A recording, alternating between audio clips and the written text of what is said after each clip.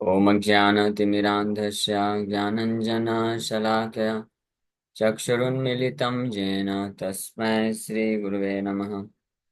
नमो विष्णुपादाय कृष्णपृष्ठाय भूतले श्रीमते भक्तिवेदान्त स्वामिन्निति नामिने।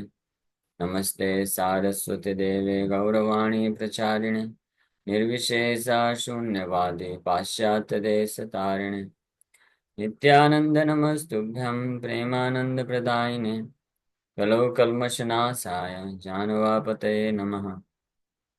नमो महावदन्याय कृष्ण प्रेम प्रदायते कृष्णाय कृष्ण चैतन्य नामने गौरतुसे नमः। जय श्री कृष्ण चैतन्य प्रभु नित्यानंद श्री अद्वैत गदाधर शिवासादि गौर भक्त वृंद। हरे कृष्णा कृष्णा कृष्णा हरे हरे हरे राम राम राम हरे हरे। हरे कृष्णा। तो आप सभी भक्तों का हार्दिक स्वागत है आज के प्रातःकालीन श्रीमद् भागवतम के चर्चा में। हम लोग चर्चा कर रहे हैं Shrimad Bhagavatam first canto chapter 6 and verse number 34। इस श्लोक पे कल चर्चा प्रारंभ किए थे, इस चर्चा को आज और आगे बढ़ाएंगे। ये श्लोक बहुत महत्वपूर्ण है, स्पेशली स्पेशली मेरे जैसे व्यक्ति के लिए बोल सकते हैं, बहुत महत्वपूर्ण है। या उन लोगों के लिए बोल सकते हैं जिनको भी ऐसा प्रतीत होता है, ऐसा लगता है कि हमारा जो कॉन्शियसनेस है, हमारा जो मन है, हमेशा हर क्षण इंद्रिया भोग करने के लिए हमेशा ललायित रहता है। और इसलिए हम कई बार डिफिकल्टी महसूस करते हैं कि हम जो है अपने आप को कभी क्या ऐसा हो पाएगा कि भवबंधन से निकाल पाएंगे, ये भौतिक आसक्ति से मुक्त हो पाएंगे। आप में से कितने भक्तों को ऐसा कभी कभी महसूस होता है?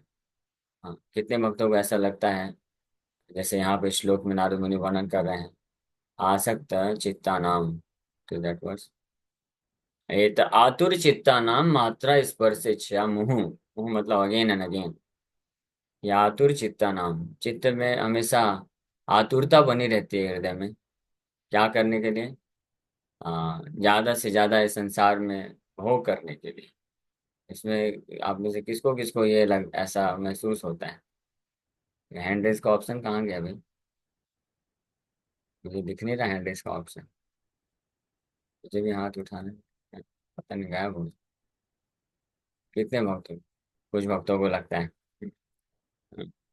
इसी इसी पे आधारित भक्तिविनोद ठाकुर एक भजन गाते हैं, गोपीनाथ गोपीनाथ गोपीनाथ गोपीनाथ मम निवेदन सुनो गोपीनाथ मम निवेदन सुनो। तो ये प्रार्थना करते हैं हाँ भक्तिविनोद ठाकुर, मम निवेदन सुनो, हे गोपीनाथ मेरा निवेदन सुनिए थोड़ा सा आप। मैं बहुत ही ज्यादा परेशान हूँ, इसलिए आप गोपीनाथ हैं, आप बहुत दयालु हैं, आप मेरा कृपा करके निवेदन सुनिए। क्या निवेदन है आपका, बताओ तो थोड़ा। तो निवेदन तो बताएंगे, लेकिन पहले अपनी स्थिति को बताना चाहते हैं, ताकि हमारी स्थिति को जानेंगे आप। आप पहले मेरी स्थिति को जान लीजिए भगवान, तो फिर आप मेरा निवेदन अच्छे से सुन के उसको नेग्लेक्ट नहीं करेंगे। नहीं तो निवेदन तो कोई भी कर देगा। जैसे किसी के पास लाखों रुपए हैं, वो जाके बोलता है भाई थोड़ा 10,000 रुपये दे दो ना, तो इतना सीरियस नहीं लेगा, मालूम है इसको नहीं भी दिया तो इतना कोई फर्क नहीं पड़ने वाला है, ऐसे ही आ रहा है मांग लेता है ऐसे। लेकिन जो भिखारी रहेगा, दिखाएगा कि मैं भिखारी हूँ, आप नहीं दोगे तो मैं पूरी तरह से मर जाऊंगा, मेरा कोई और आश्रय नहीं। तो गोपीनाथ को बहुत हृदय से प्रार्थना कर रहे हैं। हाँ बोल रहे हैं, विषयी दुर्जाना सदा कामरता, विषयी दुर्जाना सदा कामरता, किछु नाही मोरा गुना गोपीनाथ, किछु नाही मोरा गुना। मैं विषयी दुर्जन हूँ, और हमेशा विषय मतलब विषय वस्तु को प्राप्त करने की हमेशा इच्छा बनी रहती है। और सदा काम रहता, सदा means always, I am always lusty, मैं सदा कामरत means material desire, any kind of material desire. किसी भी प्रकार की भौतिक इच्छा अगर है तो उसको काम बोला जाता है, लस्ट बोला जाता है। और केवल कृष्ण को ही शुद्ध भाव से प्रसन्न करने के लिए सेवा करने की जो भावना होती है उसी को प्रेम बोला जाता है। तो भक्ति ठाकुर बोल रहे हैं कि मैं सदा काम में रहता होता हूँ, बहुत हमेशा ये काम वासना बना रहता है कि इतना पैसा कमाऊं, ये करूं, अपना फैमिली मेंटेनेंस करूं, समाज में मेरी स्थिति बनी रहे, नेम नाम रोशन हो, नेम फेम हो, सब लोग जाने, सुख सुविधा रहे, यही हमेशा कामना बनी रहती है। किचू नहीं मोरा गुणा, मेरा कोई गुण नहीं है कि मैं आपके पास आकर के निवेदन कर सकूं। लेकिन आप जो है कृपा करिए। क्यों कृपा करूं मैं लेकिन? हाँ। हाँ, आप तो खुद इतना, आपके पास सब कुछ है ना, बुद्धि है, बल है, ऐश्वर्य है, सब कुछ है, सुख संपत्ति है, इतना क्यों टेंशन ले रहे हो? फिर बोल रहे हैं ये भजन हम गा के जाएंगे तो फिर बहुत समय लग जाएगा, तो बस ऐसे बता देते हैं। फिर सेकंड लाइन बोलते कि गोपीनाथ हमारा भरोसा तुम्हें, हमारा भरोसा तुम्हें गोपीनाथ, हमारा भरोसा तुम्हें, you are the only hope for me, केवल आप ही एकमात्र मेरे भरोसा है। हाँ, इसीलिए तुम्हारा चराने लोइनु सराना, तुम्हारा चराने लोइनु सराना, तुम्हारा किंकोरा आमी गोपीनाथ, तुम्हारा किंकोरा आमी। हे गोपीनाथ, आप ही एकमात्र मेरे भरोसा हैं। मैं आपका किंकर हूँ, दास हूँ, किंकर मतलब दास हूँ, इसलिए मैं आपके शरण कमलों में आके शरण ले रहा हूँ, कृपा करके आप शरण दीजिए। तो बहुत सुंदर भजन है, इसको हम पूरा भी गाएंगे नहीं। कभी ऑफलाइन प्रोग्राम में वापस से भजन को गाएंगे। इसमें 24 ऐसे वो हैं, पद हैं।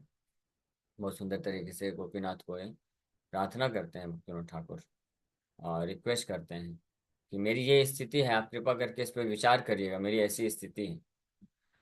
तो कभी कभी कुछ भक्त लोग सोचते हैं कि प्रभु जी मेरे बस का नहीं है भक्ति, मैं तो नहीं कर सकता हूँ। आपको मालूम नहीं प्रभु जी, मेरे हृदय में कितनी सारी भौतिक इच्छाएं, कितनी वासनाएं हैं।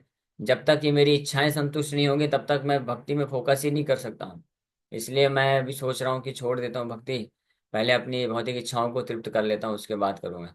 तो भौतिक इच्छाएं तो कभी तृप्त नहीं होने वाली है। आप जितना भक्ति भौतिक इच्छाओं को तृप्त करने जाएंगे उतना और बढ़ेगी, वो आग की तरह है। बताया गया शास्त्रों में कि भौतिक इच्छाओं को तृप्त करना मतलब आग में पेट्रोल डालने के जैसा है। आग में पेट्रोल डालेंगे तो क्या करेगा, फ्यूल का काम करेगा ना। अग्नि जल रही है, ऑलरेडी बहुत प्रज्वलित है, बहुत भयानक तरीके से जल रही है, उसमें अगर ईंधन डाल देंगे तो क्या है, बुझेगा कि और वो बढ़ जाएगा? पेट्रोल डालने से तो और बढ़ने वाला है। हाँ, तो इसीलिए फिर ये आशा है हमारे लिए। भक्तिनाथ ठाकुर, सॉरी, नारद मुनि बता रहे हैं। हाँ, नारद मुनि बोल रहे हैं दृष्ट हो, ये मेरा पर्सनल एक्सपीरियंस है, मैं अपना पर्सनल एक्सपीरियंस शेयर कर रहा हूँ। तो अब ये पर्सनल एक्सपीरियंस चाहे उनका खुद का जीवन का हो या अन्य कई लोगों को, नीचे से नीच व्यक्ति को प्रचार किए हैं वो, तो उनको कैसे ट्रांसफॉर्म किए हैं उनके जीवन को। तो अगर पर्सनल एक्सपीरियंस है तो निश्चित रूप में इस जीवन का तो नहीं है, नारद मुनि के रूप में तो नहीं है, इस जीवन में तो पूरी तरह से शुद्ध है। तो या तो पिछले जन्म की बात है, जब दासी पुत्र थे, नहीं दासी पुत्र, या और उसके पहले गंधर्व थे। हाँ, और हाँ, या फिर नारद मुनि के रूप में जब प्रचार कार्य किए तो मृगारी जैसे और अन्य कितने सारे ऐसे लोग जो हमेशा जिनका चित्त आतुर चित्ता नाम मात्र स्पर्शे क्षम हूँ, जिनका चेतना consciousness mind of those whose minds are always full of cares and anxieties for gratifying their senses। आतुर चित्ता नाम, आतुर, आतुर का मतलब होता है very eager, very very eager, बहुत ज्यादा उत्साह के साथ अपने इंद्रियों को संतुष्ट करने का प्रयास करना, इसको बोलते हैं आतुर चित्ता नाम। मात्रा स्पर्श, मात्रा means object of sense enjoyment. ये गीता में भगवान बोलते हैं मात्र स्पर्शास्तु कौन्ते या शीत उष्ण दुख सुख सुख दुखदा। ये मात्रा स्पर्श के कारण ही, हाँ, as soon as the senses come in contact with objects of the senses, there has to be this feelings of sukh dukh. सुख दुख, भौतिक सुख, भौतिक सुख, भौतिक दुख, ये है जो प्राप्त होता है मात्र स्पर्श के कारण। तो इस अक्षर का मुंह मतलब ऑलवेज, हमेशा, बारंबार, without getting satisfied. It is personally experienced by me that those who are always full of cares and anxieties Due to desiring contact of the senses with their objects and cross the nescience ocean of nescience on a more suitable boat। तो ये जो desire for sense gratification है मोह, ये एक बहुत विशाल सागर की तरह है, जिसमें वो जो जीवात्मा है प्रैक्टिकली उसमें उसमें जो है डूब जाता है, ऐसा समझ लीजिए। हाँ। हाँ, बहुत सारी अलग अलग प्रकार की इच्छाएं रहती हैं। खूब नाम भी कमाना है संसार में, खूब पैसे भी कमाना है, अपनी खूब हैसियत भी होनी चाहिए, और जो इंद्रियां हैं आँख कान नाक जीवा त्वचा, इन सबको संतुष्ट भी करना है, सारी चीजें हर लेवल पे।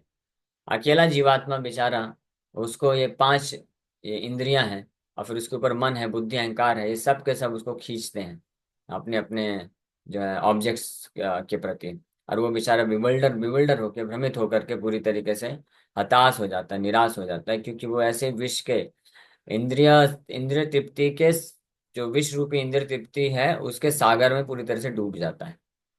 इसलिए भव सिंधु बोला गया है, ओशियन ऑफ निसाइंस बोला गया है, भव सिंधु। तो इससे निकलने के लिए ये एक नाव चाहिए, इससे बाहर निकलने के लिए नाव जो है प्लवा। प्लवा मीन्स नाव। तो बोल रहे हैं हरिचर्या अनुवर्णनम, so constant recitation of activities of Hari. निरंतर भगवान हरि के कार्यकलापों का, गुणों का, नाम का रिसाइटेशन करना, वर्णन करना, और उसको श्रवण करना, श्रवणम मन कीर्तन, कांस्टेंट तरीके से अगर कोई करता है तो वो फिर बड़ी आसानी से इस नाम में, इस constant recitation and hearing of lord's holy name and pastimes, इस नाव रूपी इस नाव में सवार होकर के वो बड़ी आसानी से निकल सकता है, निकल जाता है। हाँ। तो एक और बहुत महत्वपूर्ण चीज है यहाँ पे, एतद ही आतुर चित्ता नाम मात्रा स्पर्श इच्छया मोह। सो आतुर चित्ता नाम का अनुवाद में यहाँ पे बोल रहे हैं कि those who are always full of cares and anxieties, anxiety जो होता है, शोक जो होता है, दुख होता है, कष्ट होता है। हाँ। हाँ। ये इसका कारण क्या है? Due to desiring contact of the senses with their objects. इंद्रियों इंद्रियों की जो विषय वस्तु है उनको इंद्रियों के साथ संपर्क में लाने की इच्छा के कारण ही एंग्जाइटी होता है, चाहे वो ग्रॉस लेवल पे, स्थूल स्तर पे हो या सूक्ष्म स्तर पे। ग्रॉस लेवल पे तो, स्थूल लेवल पे जो ग्रॉस सेंसेस हैं, आईज, ईयर्स, टंग, हाँ, आंख नाक जीवा, ये सब जो इंद्रियां हैं, इनको कुछ ना कुछ अच्छी विषय चाहिए, खाने के लिए, देखने के लिए, स्पर्श करने के लिए, सुनने के लिए। ये तो ग्रॉस लेवल का सेंस ग्रेटिफिकेशन हो गया, तो इसके कारण भी तो बहुत एंग्जाइटी होती है। लेकिन सूक्ष्म स्तर पे, मन पे भी, मन के स्तर पे भी कोई ग्रॉस लेवल पे नहीं कर रहा है, लेकिन मन को वो उसको चाहिए। मन मन का सेंस ग्रेटिफिकेशन क्या है? मन का sense gratification thinking feeling willing से आता है। To to think about somebody always, हमेशा किसी के बारे में बस सोचते रहना। टू फील अबाउट समबडी, किसी के बारे में फीलिंग रखना। और फिर विल करना, कुछ चेष्टा करना, या तो उसको प्राप्त करने के लिए, या उसको संतुष्ट करने के लिए, या अनुभव, इस बात की अनुभूति, तो इसको भी मन का सेंस ग्रेटिफिकेशन बोलते हैं। So that also comes in the category of lust, वो भी काम वासना होता है। और इसके कारण भी व्यक्ति जो हमेशा एंग्शियस रहता है, एंग्जाइटी रहती है।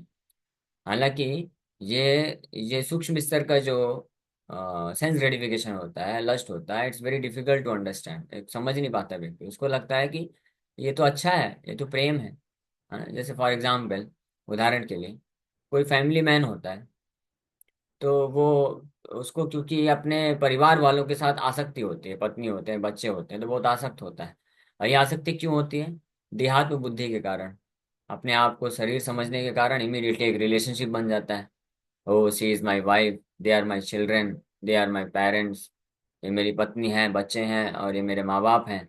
या फिर ये मेरा समुदाय है, ये मेरा देश है, इस स्तर तक भी जाता है। हाँ। जैसे बड़े बड़े कुछ नेता हुए, पॉलिटिशियन हुए, तो इस स्तर पे सोचते हैं कि मेरा देश है, तो ये मेरे भारतवासी हैं, मेरे देशवासी हैं। तो ये भी एक देहात्म बुद्धि होता है, इसको एक्सटेंडेड सेल्फिशनेस बोला जाता है, या extended sense gratification Prabhupada ji बताते हैं। ये इंद्र तृप्ति का विस्तार है। हाँ, ये सूक्ष्म स्तर पे ये भी इंद्र तृप्ति, ये भी काम वासना होता है।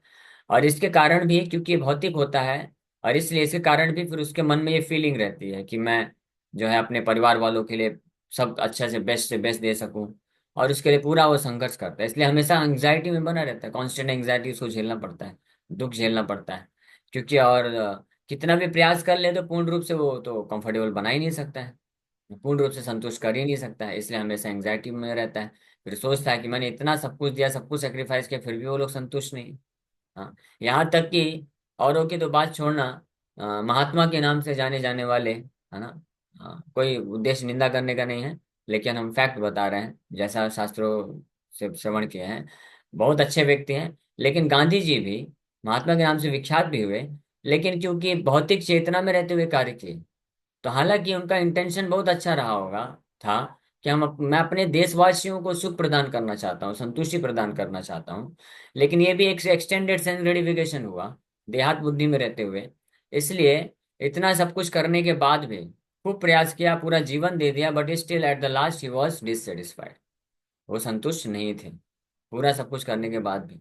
और उनकी असंतुष्टि का कारण कौन लोग बने? वही लोग बने जिनको वो पूर्ण रूप से अपना अच्छा मानते थे, और जिन पे पूरा सब कुछ अपना लगाया, समय दिया। और और अपने ही देशवासियों को जो चाहते थे कि मैं सुखी बनाऊं और वो लोग अच्छे से शांतिपूर्वक रह सके, उन्हीं में से एक देशवासी फिर उनको मार भी देता है। ये प्रभुपाद जी स्पष्ट बताते हैं, this reason is very simple, कारण बहुत सरल है। क्यों? भले ही चेतना, नॉट चेतना, इंटेंशन, इंटेंशन उद्देश्य भले ही अच्छा रहा हो, लेकिन गलत प्लेटफॉर्म से आ रहा है, भौतिक स्तर पे आ रहा है। उद्देश्य अच्छा था कि मैं सभी देशवासियों को सुखी देखना चाहता हूँ और इसी से मेरे को सुख मिलेगा, मुझे कुछ नहीं चाहिए। लेकिन क्योंकि भौतिक स्तर पे था, कृष्ण को साइड कर दिया, कृष्ण को रिप्लेस करके इस देशवासियों को लगा दिया बीच में, इसलिए असंतुष्ट हो गया। ना तो वो संतुष्ट हुए, ना तो जिस व्यक्ति को संतुष्ट करना चाहते थे वो संतुष्ट हुए। इसलिए हमेशा हमको स्मरण ध्यान रखना चाहिए कि भले ही हम इंटेंशन हमारा कितना भी अच्छा हो, हम कितने भी सेल्फलेस बन जाए, सो कॉल्ड सेल्फलेस, एक्चुअली में डोंट माइंड, ये सो कॉल्ड सेल्फलेसनेस है, वास्तव में वो सेल्फलेसनेस है नहीं। हाँ, ये भी एक प्रकार का सेल्फिशनेस है, इंद्र तृप्ति करने का जो होता है। लेकिन अगर कोई इस प्रकार से सोचता है कि मैं, वो व्यक्ति मेरे बहुत अच्छे हैं, मैं उनको बहुत प्रेम करता हूँ, उनका सुख ही मेरा सुख है और मुझे कुछ नहीं चाहिए, इस प्रकार से उनको सुखी देख करके ही मैं हमेशा सुख को अनुभव करता हूँ, तो इस प्रकार की भावना भी रख करके जो पूरा प्रयास करता है, बट वो भी देहात बुद्धि में होने के कारण ना तो वो व्यक्ति सुखी हो पाएगा, ना तो आप सुखी हो पाएंगे, हमेशा एंग्जाइटी बना रहेगा। हाँ, नहीं तो अदरवाइज बहुत सिंपल से प्रश्न है कि अगर आपके पूरे विचार अच्छे हैं, सब कुछ अच्छा है, आप इतना प्रेम करते हैं और आप सेल्फलेस हैं पूरी तरीके से, और सामने वाले का केवल सुख और संतुष्टि ही चाहते हैं, उसके बाद फिर आप कांस्टेंट एंग्जाइटी में क्यों हैं? Why are you getting so much anxiety? इतना डिप्रेशन एंग्जाइटी क्यों आता है? इसका टिपिकल एग्जाम्पल है अर्जुन। अर्जुन भी ऐसी बातें कर रहे थे। अर्जुन बोले, भैक्ष्यम अपी अपीह लोके, हाँ, मैं इस भौतिक संसार में भीख मांग के जी लूंगा, मुझे कुछ नहीं चाहिए, मुझे कोई राज्य नहीं चाहिए, कुछ नहीं चाहिए, भिखारी बन जाऊंगा, लेकिन मैं अपने सगे संबंधी, कथम अहम भीष्मम, हाँ, अहम संख्ये भीष्मम द्रोणम च मधुसूदना पूजा राव अरिसूदना, बोल रहे थे कैसे मैं अपने सगे संबंधियों के ऊपर स्वजनम हत्वा स्वजनम आहवै कृष्ण, हाँ, कैसे मैं अपने स्वजनों को मार सकता हूँ, उनको दुख कैसे दे सकता हूँ मैं केवल उनके सुख की कामना करता हूँ, भले हालांकि वो लोग आताताई हैं। दुर्योधन कौरवों को भी अर्जुन बोलते हैं कि हालांकि वो लोग आताताई हैं, लेकिन मुझे कोई दिक्कत नहीं है तो वो मेरे अपने स्वजन ना, भाई ही है ना। तो ठीक है, वो भले उन्होंने मेरे साथ दुर्व्यवहार किया या मेरे को उनका कोई उद्देश्य नहीं है मुझे सुख देने का, लेकिन फिर भी उनको मैं सुख देना चाहता हूँ, उनको सुखी दे करके मैं सुखी रहूंगा। ऐसा अर्जुन कैलकुलेशन कर रहा था। हाँ, लेकिन फिर भगवान केवल सुनते गए, कुछ बोले नहीं शुरू में। बोले बेटा बोलते जा, तू बोलते जा, बाद में बताऊंगा तुझे।